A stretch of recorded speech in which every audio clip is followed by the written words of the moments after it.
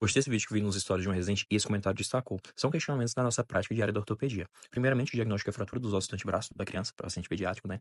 O risco geral dessa fratura vai aumentando com a idade, até os 11, 12 anos é semelhante em ambos os sexos, só que a partir dessa idade acontece um aumento desproporcional no número de meninos com esse tipo de fratura, sendo que quase que o dobro do que meninos, até pelos fatores psicossociais. Importante saber aqui, antes de avaliar esses questionamentos, é que é uma fratura que ocupa o terceiro lugar, então é uma fratura bem comum dentro das crianças, ficando atrás somente da fratura de radial e fratura supracondilianos de úmero. Entre as fraturas pediais, as fraturas da diástase do antebraço é o local mais comum de refraturar. Primeira pergunta, qual é o desvio da fratura? O ápice tavolar ou dorsal? Claramente o ápice tavolar, você está vendo. E o principal mecanismo associado a esse tipo de fratura é uma queda sobre a mão estendida. Vou lá, caiu supinado ou pronado. Especificamente, fraturas em galho verde com mecanismo de hiperpronação estão com ápice dorsal, enquanto lesões por hipersupinação são geralmente associadas ao oposto, que seria com ápice volar. Quando existe fraturas em níveis diferentes de rádio-una, é porque além do mecanismo de flexão, houve um mecanismo torsional. Se for pronação, a fratura do rádio tende a se aproximar em relação à fratura da una. Se for supinação, a tendência é ser o oposto. Se a fratura do rádio da una estiver no mesmo nível, provavelmente não teve mecanismo torsional. Próxima pergunta: como posso avaliar a rotação do osso? Em uma radiografia totalmente supinada do osso não fraturado, você vai observar que o rádio, a tubulosidade vestibular do rádio, ela está 180 graus aproximadamente com o estiloide radial. Então, isso é importante você avaliar essa questão torsional. E a una acontece da mesma forma, só que os dois processos que estão a 180 graus um do outro, é você observar o processo coronoide da una proximal e o processo do estiloide unar distal. Qual o nível mais lesado? O nível mais comum lesado nessas fraturas é o nível mediano. E como é que vai avaliar isso na criança? Tem uma dificuldade. O orientado é fazer uma brincadeira de pedra, papel e tesoura com a criança, que seria, que paciente que mostra pedra seria a capacidade do mediano de fletir. A tesoura, além da abdução entre o primeiro, o segundo e o terceiro dedo, na verdade, e mostrar a função do como musculatura intrínseca, além da flexão da interfalange genital do quarto e quinto dedo.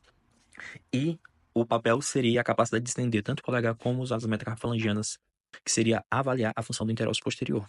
Lembrando disso que pode pedir para o paciente também fazer o sinalzinho de OK, que aí você estava avaliando mais especificamente o nervo interósseo anterior nesses casos. Imobiliza supinado, neutro ou pronado. Isso tem que avaliar onde está a altura da fratura. Se for uma fratura proximal, você vai ter a ação do bíceps e do supinador, supinando esse fragmento. Então, você pode mobilizar esse fragmento supinado, basicamente esse braço. Você vai levar o segmento distal de encontro ao segmento proximal.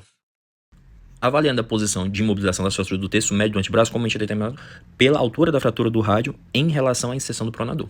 Se for fraturas proximais à inserção do pronador, é melhor tratado com supinação completa do fragmento distal, enquanto aquelas distais à sua inserção são provavelmente melhor tratadas em uma posição neutra. Isso é o que o livro traz, tá bom? Fraturas indiferentes na diástase do rádio vai requerer pronação ou supinação com parte do manuseio de redução e daí vai ser imobilizado na posição que a redução estiver. Quais desvios são aceitados de conformidade e quando está indicado tratamento cirúrgico? Isso você pode ter em mãos e utilizar com facilidade no dia a dia do PS para resolver suas dúvidas sobre as fraturas e outras diversas fraturas, utilizando o modo do Aprenda Ortopedia de indicações cirúrgicas em adultos e crianças. Só acessar o link do nosso perfil. Além disso, tem outras ferramentas úteis que você vai achar lá. E o último questionamento: se for fratura em galho verde, você quebra a outra cortical ou não? Duas filosofias estão refletidas na literatura sobre essa redução de fratura de galho verde, fazer ou não a fratura da cortical oposta, basicamente. Tem aqueles que defendem fazer a fratura cortical oposta, que é remontado à obra de Malgani em 1859, que tem essa visão de ter ter a menor chance de perda da redução e além de formar um calo ósseo mais exuberante, diminuindo a chance de refratura desse local. Enquanto Boyle mostrou que mantendo essa cortical, fazendo só redução sem fratura, você tem mais chance de manter essa redução no lugar. Até onde sabemos, não tem nenhum estudo comprovando qual é o melhor, se é manter ou não fazer a fratura da outra cortical. E você, faria ou não a fratura da cortical oposta? Ficou alguma dúvida, alguma coisa que você queira saber mais do que foi explicado? Deixa no comentário.